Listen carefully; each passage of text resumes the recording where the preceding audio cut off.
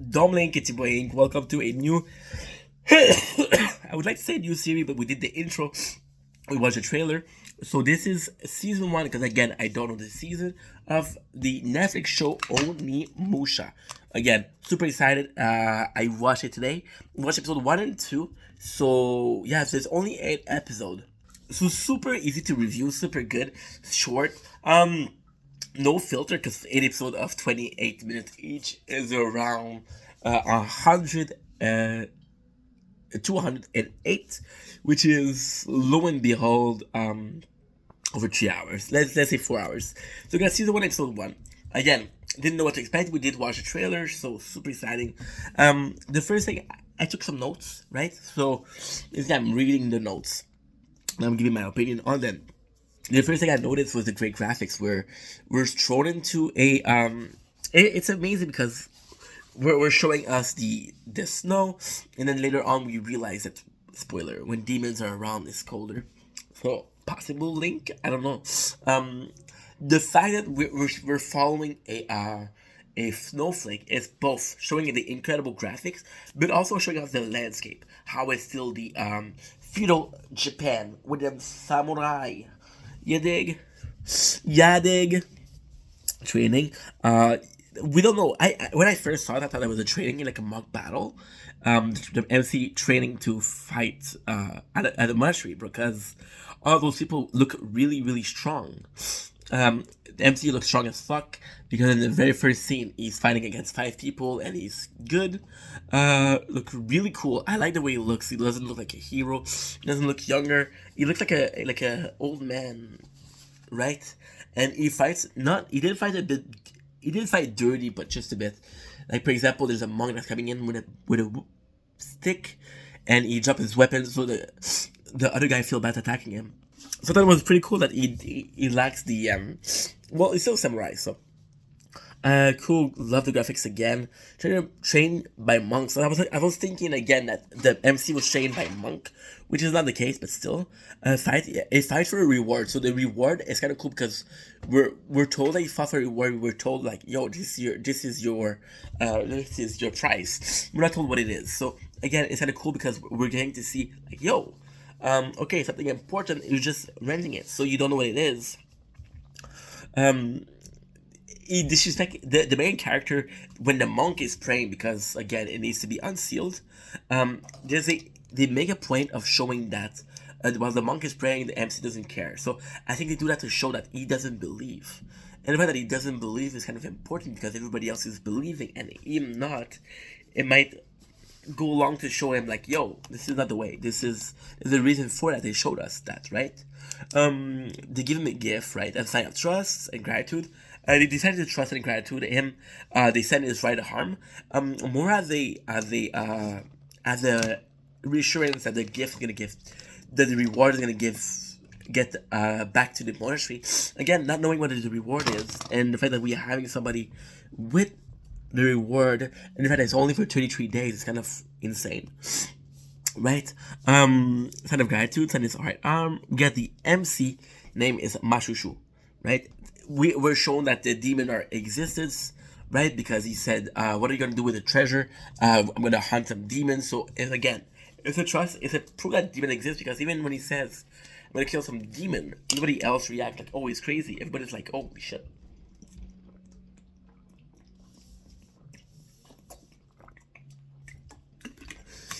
We have this squad. Now, what's weird is, again, spoiler, the squad, they don't really believe in the demon. So, and not knowing what is the treasure, why did you follow him to this detour? It's not really said, but I guess they just trust him, right? But exists reveal squad waited for him. 6 months ago, we were talking about demons appear, right? And then we had this guy called Yemen, right? And he was really trusted by the village. And then he betrayed them. So we later learned that the squad is actually more nice. It's basically, how can I say that? The MC is a really good fighter, really really good fighter, right? And the fact that the demons are 6 months ago, and all of them are seemingly fighter. It would be better to protect the village, so they're going to get a Yemen back because Yemen is a trusted.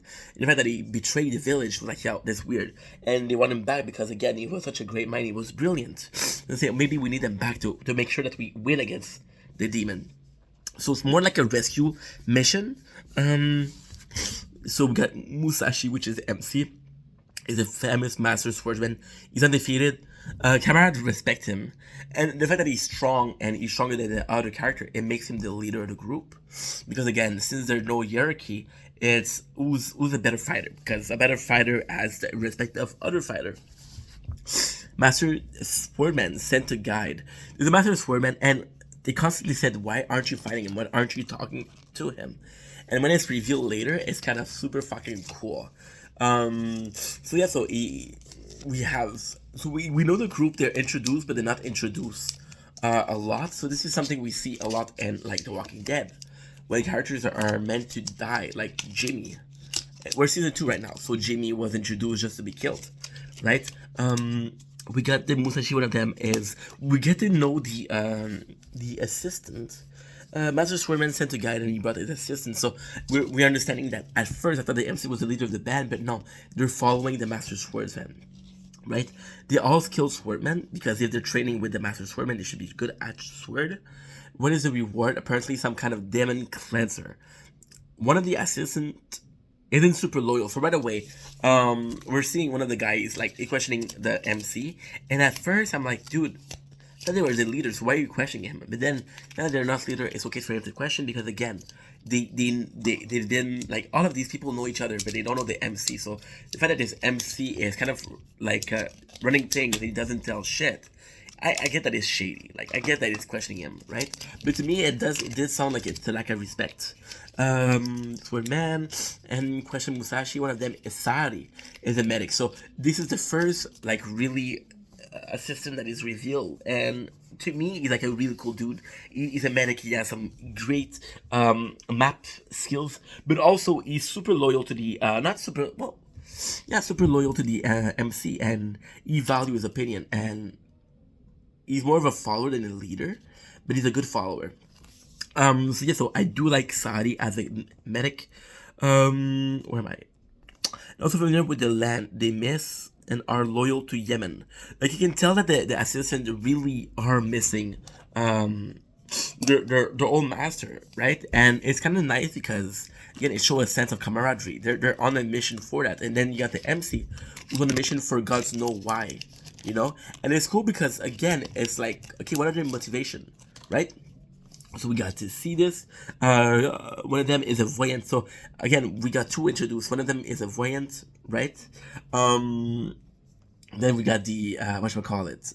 We got the then we got the medic, and then we got Yemen, who was he was really, really strong. But since he was born in with an era where there's no war, there's no need for strength, he couldn't raise a rank. So they feel bad for him, right? Not look upon, but it's also as a not what shows the spy the non-act. What? Wait, I don't know why I wrote that. It looked upon. Choose the spy. Won't as soon as human act. I don't know what that means.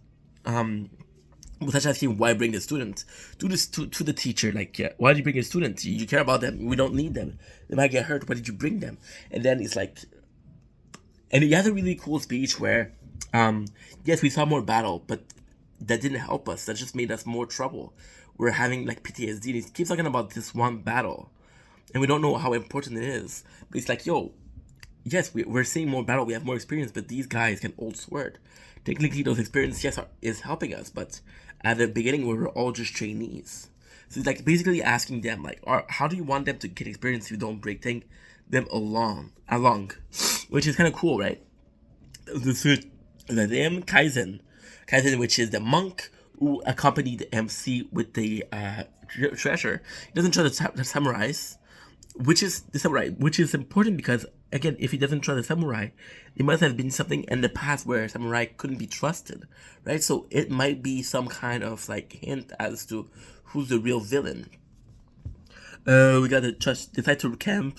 Decide to camp because again, it's night and they've been walking the whole day. They praise thrown around like, "Oh, you're really strong," like, and that's kind of cool because again, you're seeing that those people are friends. Those people are belonging to a group together. So it's important we have a sense of friend, that sentiment of friendship, that sentiment of I care for you.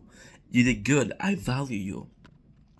The tomorrow be a big day, but then and it's cool because this it does the trainer does a speech how tomorrow's gonna be a big day. It's an old friend of ours. Yemen is an old friend. If he did betray us, we might have to kill him. Are you guys ready for that? It might be hard because again, he's our friend, and it's kind of cool because the MC says, "Wait, you're the traitor."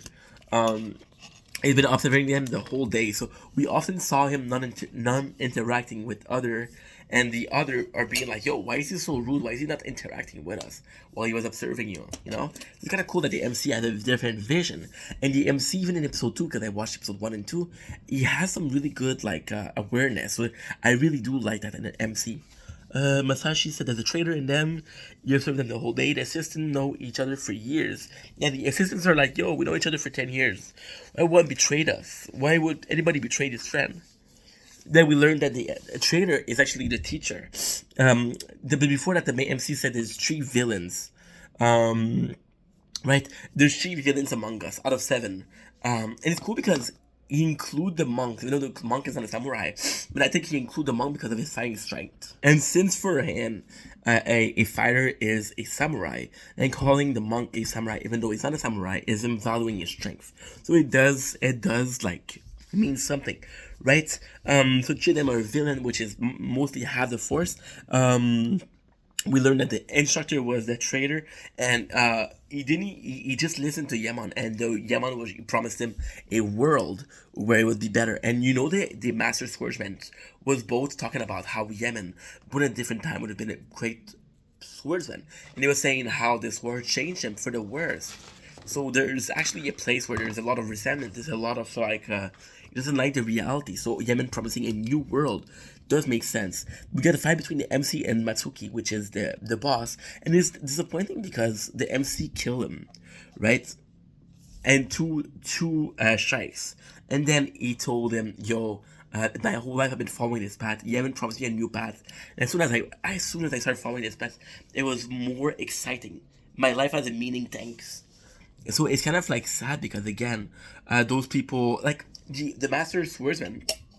You can tell that he's older, and the MC is also older, and you can tell that because they're older, they've been through shit.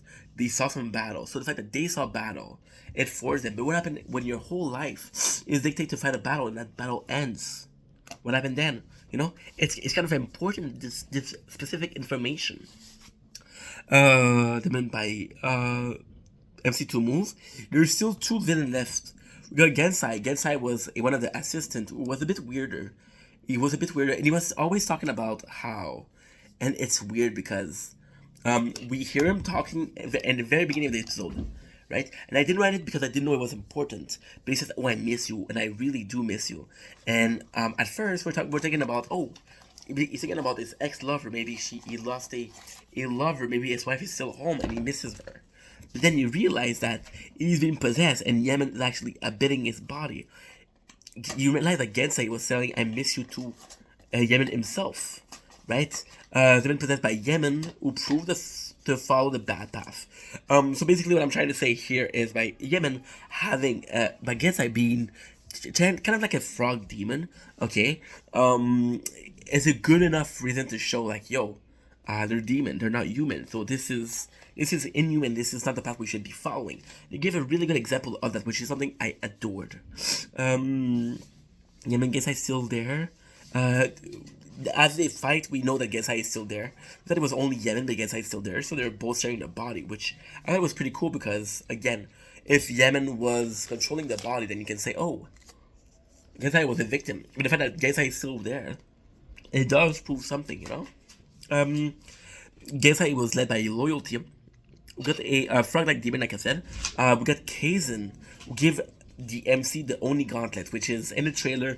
The gauntlet they put is actually super strong. It's to defeat the demon, and still, since Gensai is a demon and it actually counts, right? I felt bad because when they put on the gauntlet, you had no power explanation, and they were fighting. But then right after, Kaizen, which is again the monk, you give the explanation that it's for defeating demon, and it gets stronger the more demon you defeated, right? Defeat demon, gets stronger. Explain after a while the gauntlet is alive. The gauntlet is alive because again when he tried to take it off, there's vines, there's like not claws, but like a octopus, right?